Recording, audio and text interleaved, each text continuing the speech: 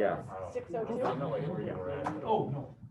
I will call this meeting of the Indianola City Council to order. It is August 17th, 2020. Please join me in the Pledge of Allegiance.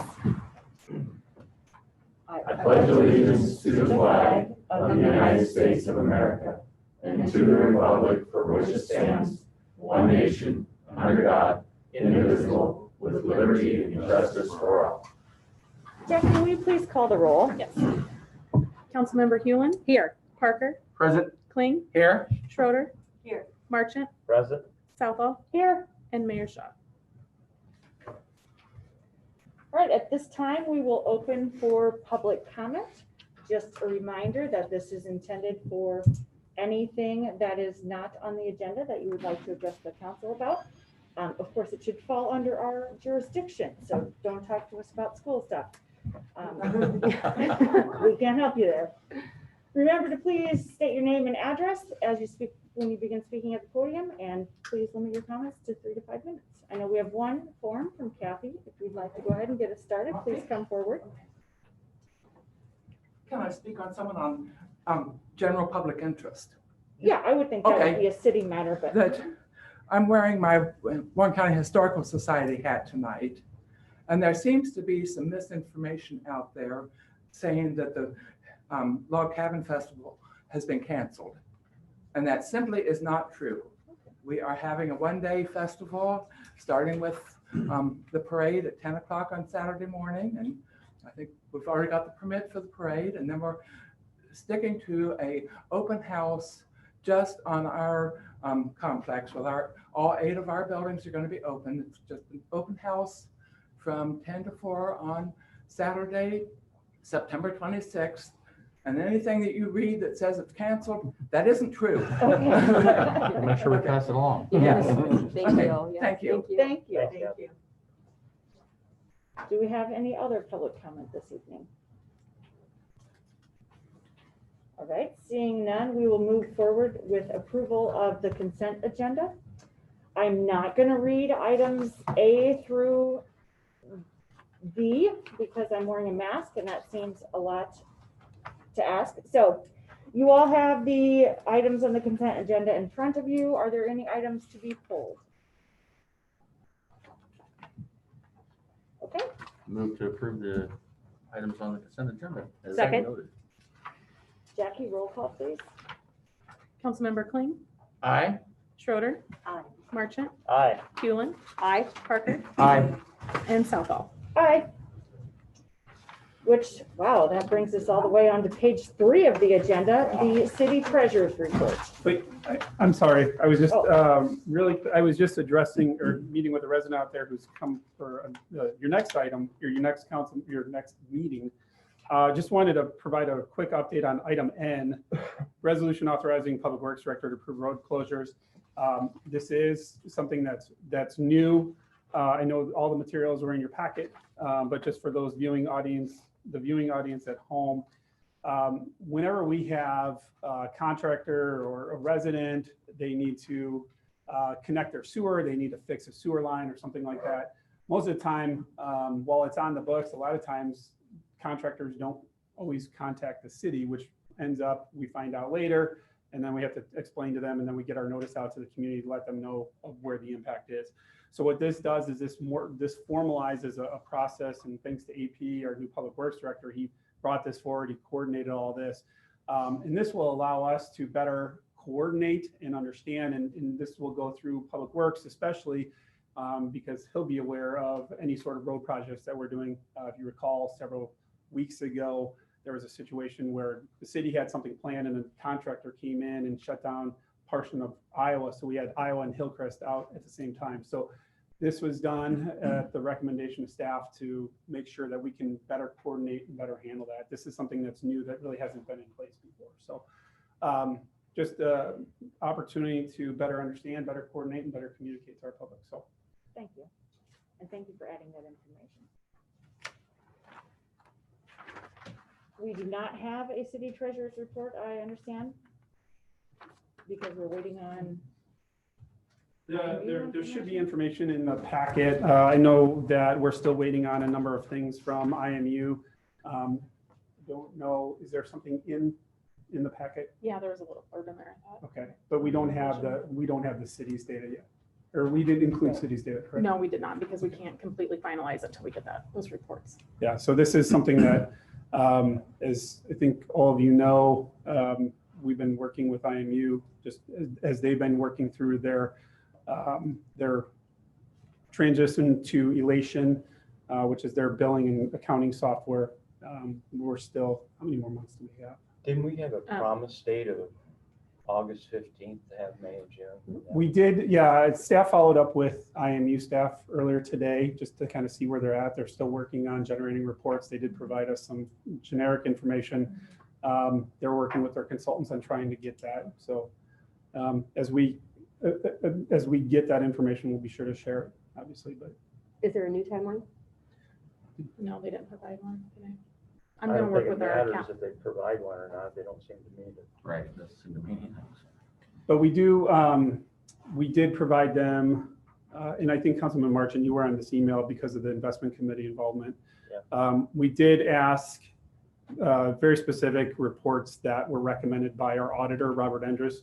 So audit it started today, but we provided that information. So they're working on crafting those reports and getting those to us. And then obviously the treasurer's report, once they get all their ducks in a row, we'll be able to bring all that forward. So, Jackie, do you have anything? No, that's it. Keep bugging them. Okay, thank you.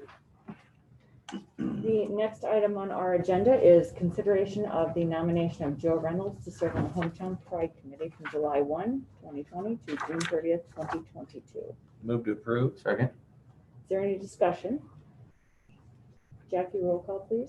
Councilmember Schroeder, Aye. Marchant, Aye. Hewlin, Aye. Parker, Aye. Kling, Aye. Southall. Aye.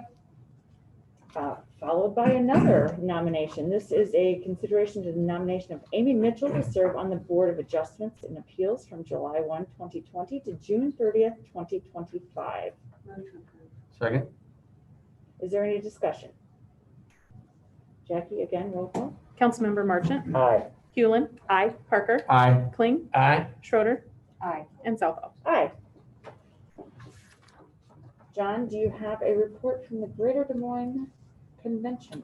We had our meeting, approved the monthly budgets and basically just got an update as to that they're still working on getting attractions brought in and events, and it looks like a lot of them are starting to slide into the spring, but they are still working on that. Sales committee actually is doing really good for next year. So I think people may be kind of somewhat giving up on the third and fourth quarter of this year, but at least they're still working on things. I mean, things are happening. They had a large Nike basketball tournament in Des Moines that brought a number of teams that has actually left Chicago because they couldn't host anything there, and so they moved it to Des Moines, and it was a real success. People loved it, had a good time. So I think we're getting there. The economy is trying to chug along and wants to go, but they're still selling, and we're doing good. So. That brings us to Bob Klein, Metro Advisory Board. Metro Advisory Committee, we had a report on the Central Iowa Code Consortium for Fire and Building Codes, discussed progress and updates from the various cities on COVID-19, and then finally the update on the Des Moines Airbnb. They've had their second reading, and there won't be a third because their ordinance is now moot because it has a conflict with the state law, so they didn't tell us a whole lot, but they've been going back and forth on this for quite a while. No Bravo report until after September, which is the next board meeting. And I did have one person come to the door and tell me, will you please remind people, and you already did, will you please remind people of Log Cabin Days? And we are having one, and they reminded about me to say, please mention the parade, and they want some old-fashioned floats for the parade. So, The mayor's report is that he started school today and is not here, so I am. Anything for community update from anyone else? All right, on to public consideration. First, we have old business, and we will open the public hearing on a zoning regulation amendment to Chapter 165 regarding preschools, schools, and churches. Is there anyone who would like to speak at this public hearing? Charlie.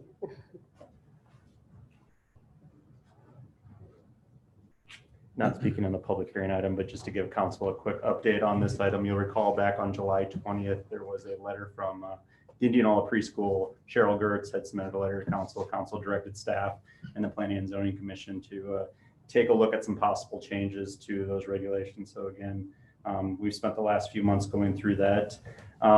Quick update on where we're at on everything. Really no significant change. We've separated our current code calls for private kindergartens, day nurseries, and preschools all lumped into one category. We've take a look at state code to kind of see what the definitions fall in there. We've now separated childcare home, which would be a private residence where childcare is provided to 5 or fewer children at any one time, and then anything else other than that. Those childcare homes are all principal permitted uses in most of our zoning districts, with the ones that are bigger than that, more intense uses being special exceptions in those districts. So if there's any specific questions, I'd be happy to answer them, but that's just a quick rundown of the recommended changes from the Planning Commission. Anyone else want to speak during the public hearing? All right, we will close the public hearing regarding the amendment to 165. And now we have before us a first consideration of an ordinance amending chapter 165 of the Code of Ordinances of the City of Indianola regarding preschools, schools, and churches. Move to approve. Second. Is there any discussion? Jackie, roll call, please. Councilmember Schroeder, Aye. Marchant, Aye. Hewlin. Aye. Parker, Aye. Kling. Aye. Southall. Aye. Next, we have a public hearing for various amendments, including zoning regulation amendments to chapter 165 regarding fees. I will now open the public hearing. And this time Ryan wants to speak. Yes, I'm not speaking as a member of the public, but just providing a bit of an update. As most of the council knows, a couple of years ago, we started the process to create one single fee resolution, which is pretty common in the municipal government world. So what this does is it's taking, you're amending out those fees and just inserting the language in that references the fee resolution. So it's a better transparency thing for the public. It's easier to use. It's one place that we update, one place that residents and those customers of ours would go to see what our fees are. Thank you. Anyone else like to speak to this matter? I will close the public hearing regarding the various amendments to fees. And we have a first consideration of an ordinance amending various sections of the Code of Ordinances of the City of Indianola regarding fees. Move to approve. Second. Any discussion? Jackie, roll call, please. Councilmember Kling, Aye. Schroeder, Aye. Marchant, Aye. Hewlin. Aye. Parker, Aye. Southall. Aye. That brings us to new business and the codification updates. Item A, B is first consideration of an ordinance amending the Code of Ordinances of the City of Indianola, Iowa pertaining to animal control. So Motion to approve. Second. Is there any discussion? thank you. Sorry. So actually items B1A, B1B, and B1C are all kind of lumped together.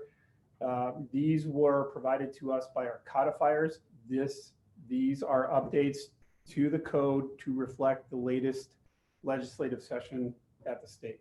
So these changes are mirroring state code. Jackie, do you have anything else you want to add? So this is pretty perfunctory. All right, no further discussion. Jackie? Councilmember Hewlin. Aye. Parker, Aye. Kling, Aye. Schroeder. Aye. Marchant, Aye. Southall. Aye. Next, we have consideration of an ordinance amending the Code of Ordinances of the City of Indianola, Iowa pertaining to tobacco use. Move to approve. Second. Is there any discussion? Seeing none, we shall call for a vote. Jackie, please. Councilmember Kling, Aye. Schroeder, Aye. Marchant, Aye. Hewlin. Aye. Parker, Aye. Southall. Aye. And thirdly, a first consideration of an ordinance amending the Code of Ordinances of the City of Indianola, Iowa pertaining to standard penalty. Move to approve. Or second. Is there any discussion? Seeing none, Jackie? Councilmember Schroeder. Aye. Marchant, Aye. Hewlin. Aye. Parker, Aye. Kling, Aye. Southall. Aye. All right, that brings us to other business, and we have a city manager's report from our city manager, Ryan Waller. Thank you. First item, update possible direction regarding CIP planning. A couple of weeks ago, I mentioned this at our August 3rd council meeting. I believe it was then, or actually it was July, when Dave gave his pavement indexing results. We had a great meeting on August 5th. All staff involved in CIP planning. We had Dave Muller, our city engineer, as well as HR Green, who is our engineer for wastewater. Taking a look at all the new data that we now have as a city and try to make sure we're being comprehensive in our approach to infrastructure improvements. As part of that discussion, one of the things that came up was South K Street. And as the council knows, South K Street has been discussed and since 2017, where it actually picked up. We got direction from council and started researching it and doing the studies and engineering and all that other stuff, and then got it into the CIP. One of the things that came out of our meeting was HR Green had asked if, as part of that project, do we want to, or do we need to look at, do we need to perform a study, a hydraulic study in that vicinity? Just as we're putting in a road, we want to make sure, do we have all the infrastructure in there? And the discussion that we had as a staff was that there's the land adjacent to South K Street has challenges with being developed. So what's developed or what's in development now is pretty much probably what we're going to see in that vicinity. Now, nothing's impossible, so it always could come. But what we wanted to ask, and I'm sorry for the background to get to this point, is does the council have an appetite? Does the council have a desire for us to engage HR Green to do a more in-depth study there? Before I pose that question to you, the feeling on staff's part, as well as our engineers, is that there's not much, because of the challenges with the ground there's probably not much more that can be done. So staff's recommendation is probably not to do that, because the cost of the study would probably, and the cost of putting the necessary infrastructure over there would probably be greater than what you would get from the development. And I want to look at Charlie and Dave and see if, make sure I recited that correctly. So before we went ahead and moved forward, we wanted to make sure we checked in with you to see. Just to make sure I understand, you're talking about on the east side of K Street? Or do you mean? West side. Okay, the west side, Right. okay. As far as the development challenges? Yes, Both sides.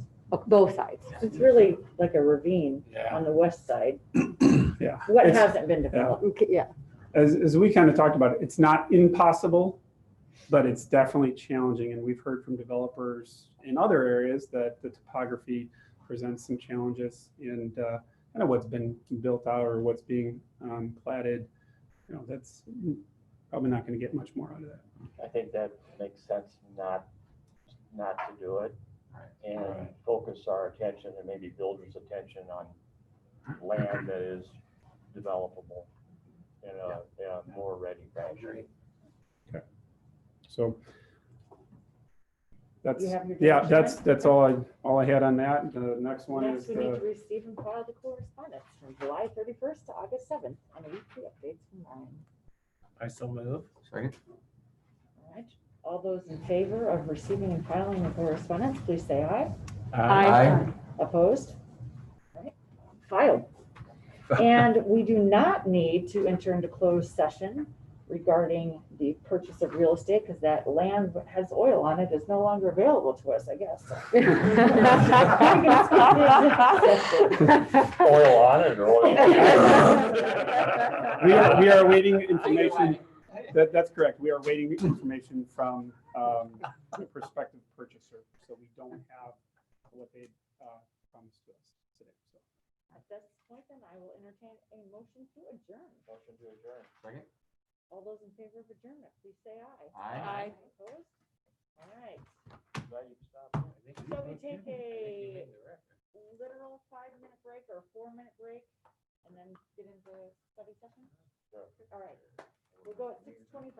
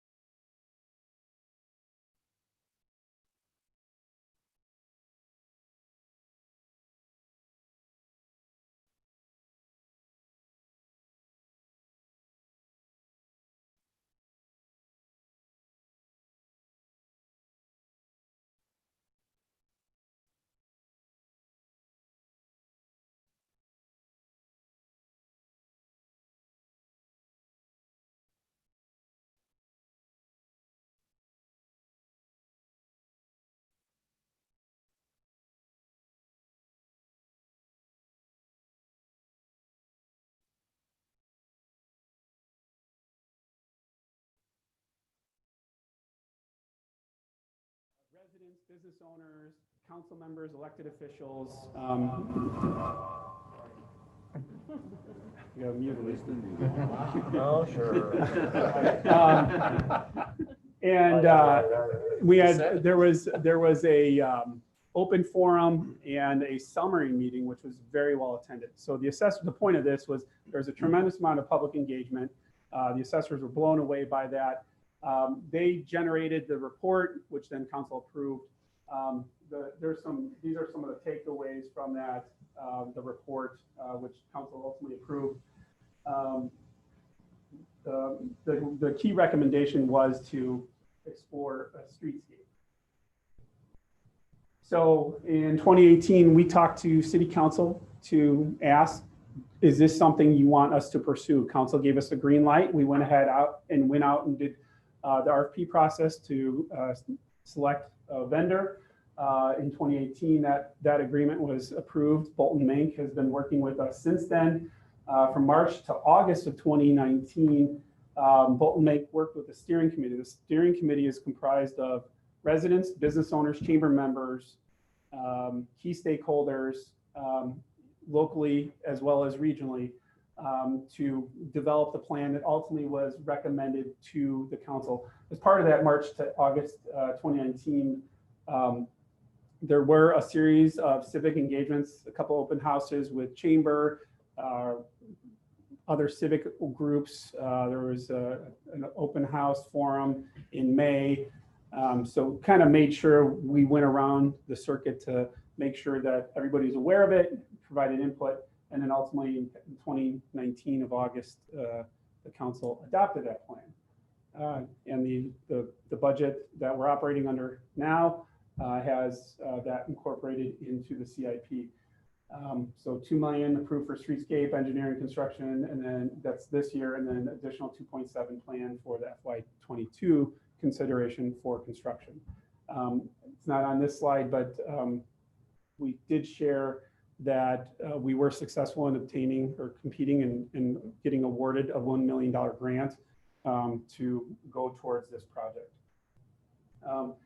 May 2020, council approved the engineering contract with Bolton Mank, and at the same time approved the comprehensive master plan. That's important because as part of that process, public engagement, again, was very important to us.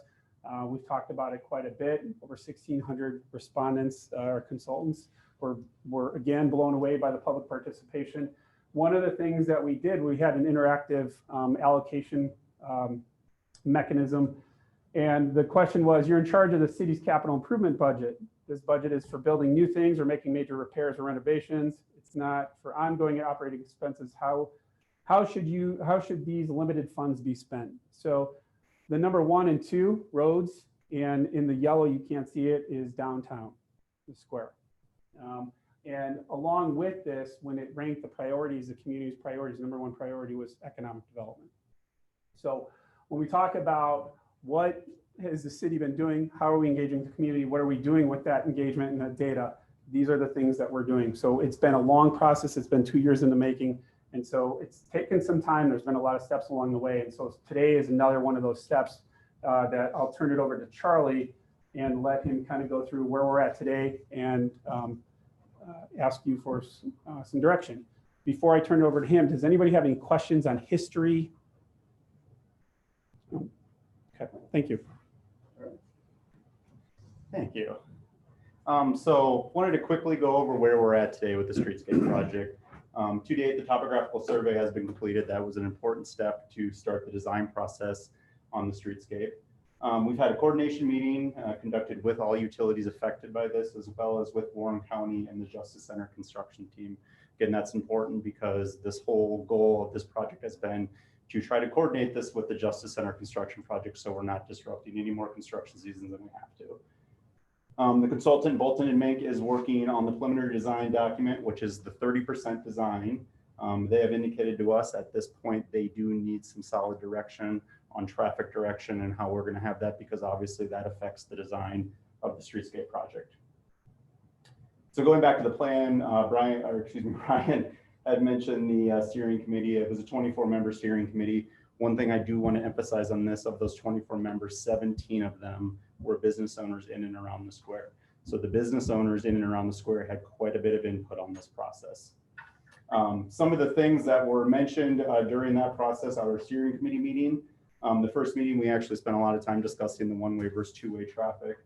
You can see some of the quotes that we have on here on the screen. Those were included in the streetscape plan as well. So looking at the recommendations that came out of that, the steering committee did recommend to the city council to implement two-way traffic. City council took that recommendation. You'll recall at a study session in July, looked at that, also added that they wanted Howard and Buxton added to that list of converting from one-way to two-way. That is important to note. Again, the steering committee made that recommendation to council. Council ultimately adopted that plan in August. So wanted to take a look at some of the pros and cons of one-way versus two-way traffic. Wanted to note on this are a lot of things that we're going to put up here, a lot of studies that were given to us by Bolton and Mink that we reviewed, both AP and I. Some of the stuff that we got was from the Transportation Research Board, the Journal of Planning and Education and Research, Journal of Public Health, and multiple case studies, including cities of Fort Collins, Colorado, Austin, Texas, Toledo, Ohio, Fargo, North Dakota, and Des Moines, Iowa. So some of the pros on that, again, they're on the screen here above. I'll go through a few of them. It does increase bike and pedestrian safety when you go to two-way traffic. It eliminates the raceway effect, slows traffic down. Driver attention increases and traffic safety improves even if the traffic volume goes up. Continuing on the pros, there's easier navigation for residents and businesses.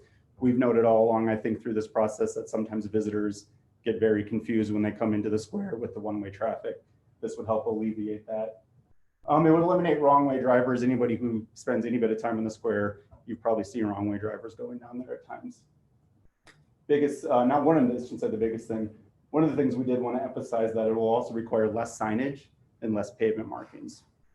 And I'll explain that a little bit more in depth here in a second. Looking at the cons of going to two-way from one-way, it's an adjustment period for drivers. Anybody that's used to it, it's going to be a little bit of adjustment period.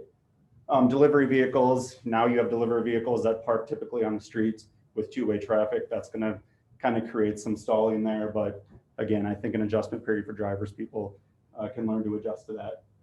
We note up here that the number of vehicle and pedestrian conflict points increase. Now that you have traffic going in two directions, obviously you're going to have more conflict points with that. One thing to note on that though is traffic is slowed down with two-way streets. So while there is more conflict points, the likelihood of a serious injury coming from an accident decreases greatly from that. Slower traffic decreases that. And there is a one-time labor and capital cost associated with the conversion.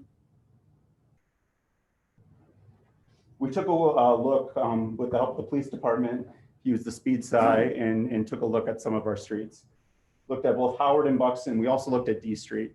D Street was important because that was recently converted, I think within the last 5 years, from a one-way street to a two-way street. So we kind of wanted to see what the effects of that were. Through all the studies that we were reading, we were finding again, traffic is slower on traffic is slower on two-way streets. This data here backs this up. You can see on Howard and Buxton, generally the average speed was about 26.5 miles per hour. Wanted to note that the percent over the speed limit on both Howard and Buxton was about 66%. Looking at D Street, average speed was about 23.5 miles per hour, but the percent over the speed limit dropped to about 32%. So quite a bit. And again, this data that we have that we looked at just in our city really backs up a lot of the data we were reading in the studies.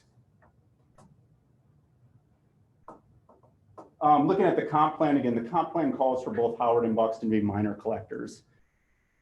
Minor collectors in the comp plan are streets that proceed through the established portions of the city. The corridors generally have a speed limit of 25 miles per hour, which both Howard and Buxton do have. They provide connections to major arterial streets, and they're also the primary routes for trip destinations such as the downtown square.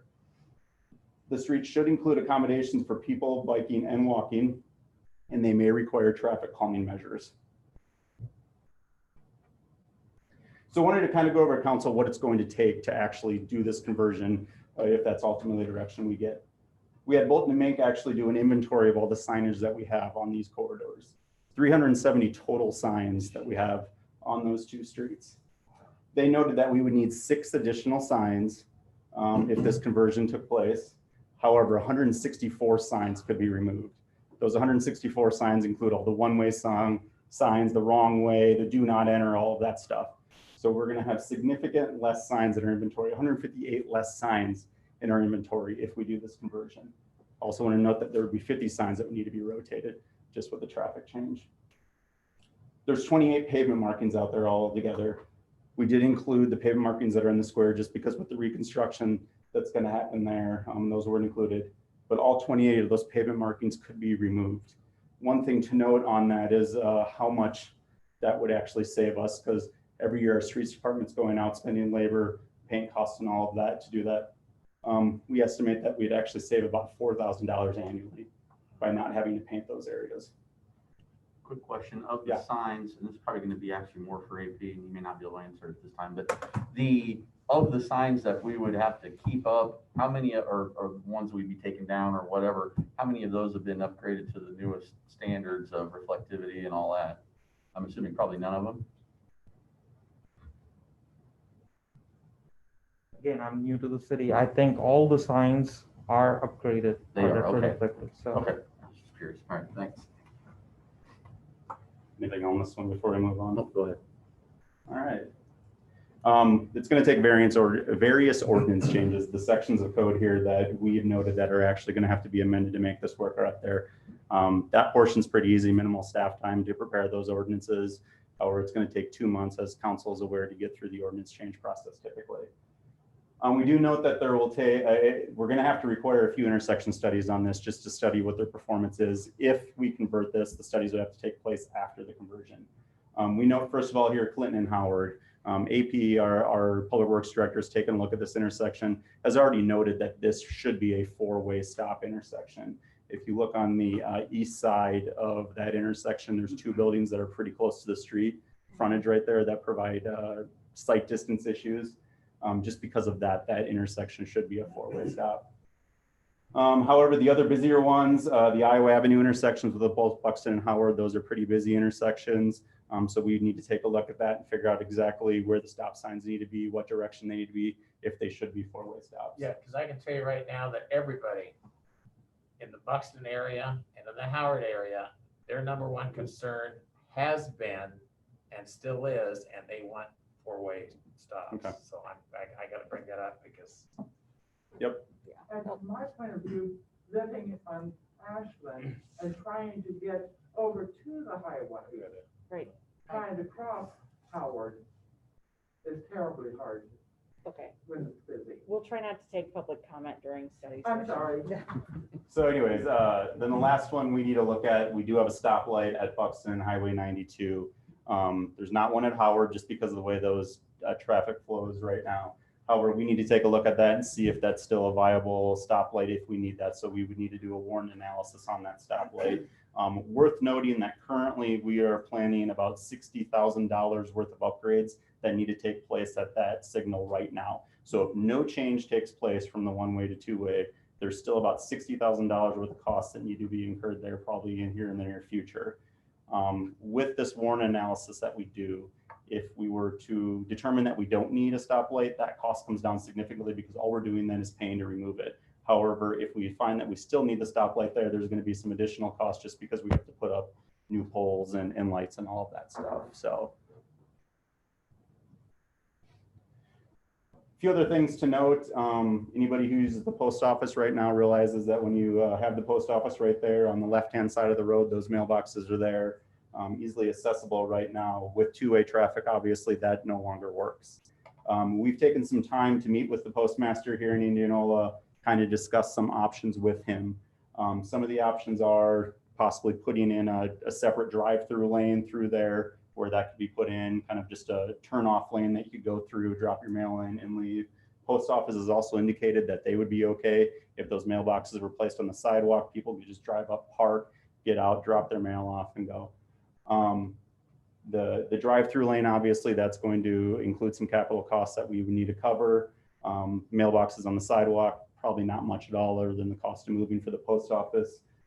Do want to note that the post office has indicated that they probably don't have the fiscal capabilities to assist in the cost with the median. So if that is something that the council ultimately wants to do, it would most likely be at the cost of the city. Charlie, when you say the post office would be interested in, or mentioned the mailboxes, is it on the side that they're on right now? Or do you mean by the post office? So Moving over here, yeah, over here on this side, they said that we're losing the pointer here, but kind of where this maroon car Yep. is right here, Okay. they'd just be on the sidewalk there. Okay. People could pull in where that car is, That get makes out more real sense. quick and Okay, drop yes, their mail in, yeah. yeah. Make sense? Yes, I was hoping that's what you were saying. Yep. So the other thing is, currently on the square, there are those planters that we have in the right of way. You can see in the picture here, I think those have been there for quite some time. If we do switch to two-way traffic, those ultimately would have to be removed just because of the traffic safety issue. However, through the streetscape process, these are going to be removed anyways. So depending on timing and when we change from a one-way to two-way, we might just be upping that schedule a little bit. Just to note, the soonest we could do this, even if we started the process right away, which we're not advocating for necessarily, but the plants that are in there currently would be removed by that point anyways, because they typically get taken out in mid-October. Other thing we wanted to point out with the Indianola Trails plan. So we've heard from a few square business owners about making that connection to the square from the Jerry Kelly Trail in Buxton Park area. Our trails plan that we've had in place now since 2009 has shown on-street routes for both Howard and Buxton. Again, the reason those two streets are included in there is because they're both currently one-way streets right now. If we do change to a two-way, it's staff's opinion that we really only need to do the on-street routes in one of those streets. Buxton actually is the wider of the two streets, makes more sense just because you have Buxton Park, you have Simpson College, and that connection to the square. And that assessment that we did that Ryan mentioned earlier, one of the recommendations was to increase that connectivity between Simpson College and the square. And we think that this does a good job of accomplishing that. So one of the things that staff, I think, would recommend if we are going to make this conversion is to consider also adding those on-street bike lanes as part of this and making that connection to the square for bikers. So with that, we need direction from you at this point. On the public square in Howard and Buxton, would you prefer one-way traffic or two-way traffic? Also would like possibly some direction on timing. What we'll do, depending on what the direction here from council is we'll kind of gather some facts and come back to council at some point to kind of determine exactly how long it'll take to make these changes. And then the shared bike lanes, do you want to add those in? If you are interested in the conversion, would you like to add those bike lanes in? One thing to note on that is just because of temperatures and stuff like that we're coming up on, the painting of the on-street bike lanes might have to wait till early or late spring next year to get that done. But that is one thing to consider. So with that, I would be happy to answer any specific questions that council has. Otherwise, we would appreciate your direction. Go ahead. Go ahead. When you started, I'll come up behind you. I'll speak at once. My personal opinion is I think we need to move forward with two-way. I think it's going to be one of the best things that's happened to our square, and continually living in the past is not the best way to do for what we want to, I think, try to accomplish downtown. And also the one-way streets should have been two-way streets after they finished the highway. So, you know, Which is what year? I don't remember now. 1972. Yeah, 72. that's what I thought. And ultimately, those shouldn't be thoroughfares. You know, I noticed the highest speeds on those two streets on Buxton was 48 mile an hour, and on Howard was 52. That's just ridiculous. You know, we're primarily in a residential area throughout that. That's Buxton. Yeah, I'm gonna be a real strong advocate for four-way stop signs on certain intersections, but worrying about that a little bit later. But I think definitely two-way streets, Buxton, Howard, and the square is my direction. I would piggyback on that. Again, I brought this forward a number of years ago when I was first on council, and I'm circling back around. So, did I do something wrong? The phrase. You piggyback. Sorry, I didn't read the rules. Anyway, I thought this for a long time. I think if you look at the grand vision and future of Indianola, I think this is the right way to go. And the vision that we're hearing for the square is slower traffic, more of a pedestrian area, friendly, more entertainment and retail. I just think that all that it fits well. It takes care of a lot of the issues with people coming in. In fact, just in the last 2 weeks, I've had people going the wrong way coming down at me on Howard and on Buxton. So, and then as far as the bike lanes, yeah, I think that's something we should do probably just on Buxton. I don't see any reason to do it on both, and I just think that's a good thing to do too. So, I like that there was so many businesses involved. When there's that many businesses that are saying, hey, we need to make this more pedestrian friendly on the square, while it makes it look better and user friendly, that's important. Agreed on the two-way streets. Change is hard, and that's not going to be real popular. I mean, I'm a creature of habit too. Last time I moved, I drove to the old house several times, just so it will be a difficult change. But in the end result, I think, would be a positive one for all of us, especially the businesses on the square.